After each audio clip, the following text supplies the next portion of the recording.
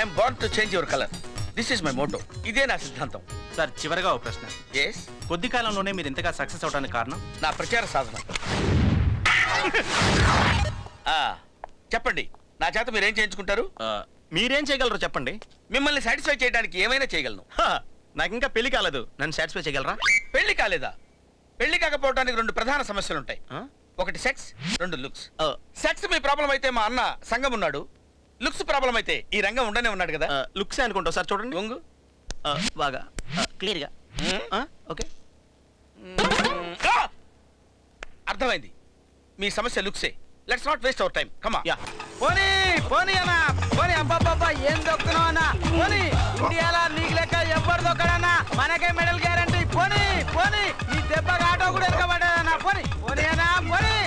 Array అర్రే అర్రే అర్రే అర్రే, పోనీ. అర్రే అర్రే అర్రే. పైసలు ఇస్తే పోతా.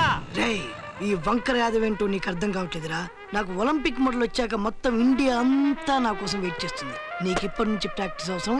నిన్ను ఈ రోజంతా వెయిట్ చేయిస్తా.